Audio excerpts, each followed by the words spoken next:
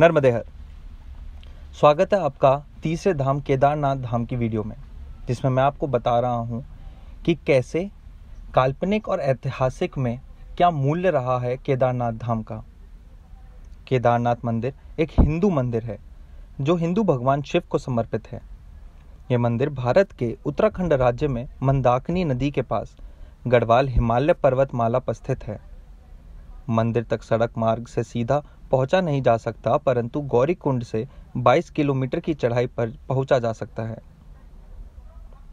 रास्ते में खच्चर और घोड़े की सेवा उपलब्ध है। हिंदू ऐतिहासिककारों के अनुसार मंदिर शुरुओं में पांडवों द्वारा बनाया गया था और यह 12 ज्योतिर्लिंगों में से एक है, जो शिव के सबसे पवित्र हिंदू मंदिरों में से एक है।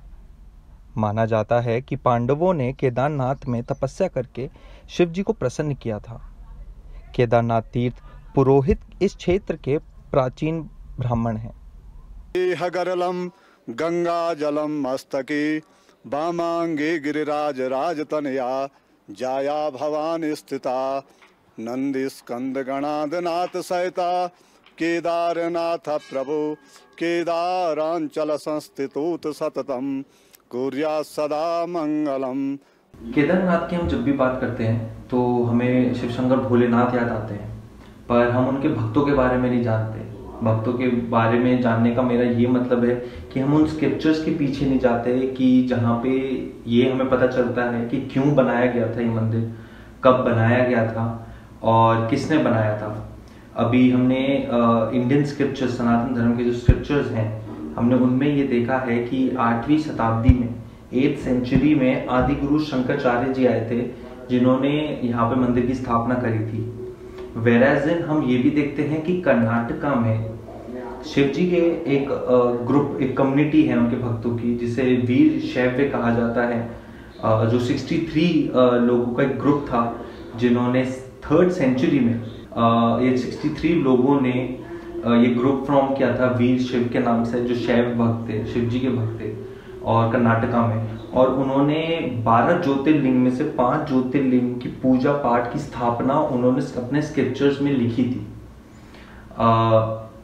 Shri Siddhanta Shikhamani is a religious scripture of Panchacharyas tradition of Veerashaivas. Traditionally it is attributed to Shri Shiva Yogi Shivacharya. It is regarded as dharma grantha और वीर शैव। तो ये किताब में उन्होंने ये स्क्रिप्चर्स में इन 12 ज्योतिर्लिंग में से 5 ज्योतिर्लिंग की पूजा अर्चना और उनकी स्तुति वहां पे लिख दी थी। और जब हमने कहानियों में पढ़ा है कि 5 पांडव ने जब संन्यास लिया था, जब वो सतोपंथ यात्रा पे निकले थे, तो उस समय उन्होंने अपने ही पोते पड़पोते जन्मजय राजा जो थे, उनको ये जिम्मेदारी दी थी कि केदारनाथ मंदिर की उनको केयर करनी है। और उसके बाद उन्होंने ये चीज आगे फॉरवर्ड कर दी थी जो यहाँ के रावल होते थे। अब वो जो रावल थे उस समय के, वो कर्नाटका से वीर शैव के ग्रुप में से एक थे। सो 13वीं शताब्दी से 17वीं शताब्दी तक एक आइस एज आई थी, बर्फ आया था जो इस पूरी घाटी को एक ग्लेशियर में बन गया था, जहाँ पे मंदिर भी ग्लेशियर के अंदर ही रहा और 400 सालों तक ये एक बर्फ में रहा। बर्फ एक अच्छी चट्टान को भी चूर चूर कर देती है, परंतु 400 साल तक यह मंदिर उस ग्लेशियर में, उस आइस एज में रहा। उसके बाद 17वीं शताब्दी के बाद जब हम 1880 में हमने पहली बार मॉडर्न टेक्नोलॉजी का यूज करके एक फोटो निकाली केदार बाबा की, और ये फोटो तब से लेके अभी तक केदार बाबा ऐसे ही हैं, बहुत खूबसूरत हैं।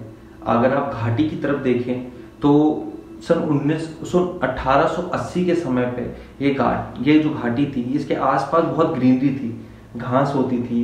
यहाँ पे लोग रहते थे, विलेजर्स थे यहाँ पे, जो यहाँ पे रहते थे और उनका खाना पीना भी यही होता था, डेली लाइफ होती थी। बट अगर आप रिसेंट टाइम को देखो, 2022 में 2013 में जो भूस्खलन है, उसके बाद 22 में अब वहाँ पे कोई आपको घास देखने को मिलती है। It's a dry land, it's a dead land. या तो आपको पत्थर चट्टान मिलते हैं, पहाड़ मिलेगा, या आपको ग्लेशियर मिलता है वहाँ पे, बर्फ, और कुछ नहीं। जो भी रिसेंट टाइम में हमारे राजा हैं, जो प्राइम मिनिस्टर हैं श्री नरेंद्र मोदी, उन्होंने ये रिस्ट्रक्चर करा है। तो जो रिस्ट्रक्चरिंग पार्ट होता है यही हिस्ट्री में जाता है।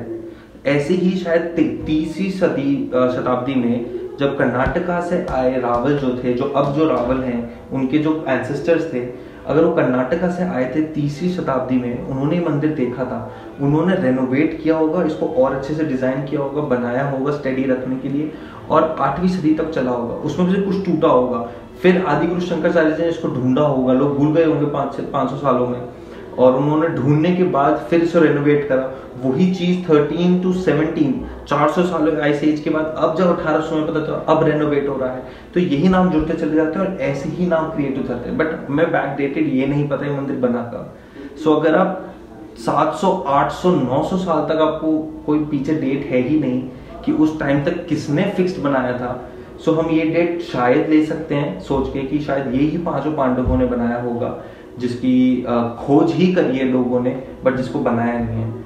तो इस केदारनाथ की यात्रा में हम कुछ ऐसी बातों पे भी अध्ययन करते हैं और ऐसी जगहों को देख के चलेंगे जिस जगहों को 900,000 साल पहले अगर देखा जाता तो पता चलता कि किसने बनाया था ये केदारनाथ बाबा का मंदिर।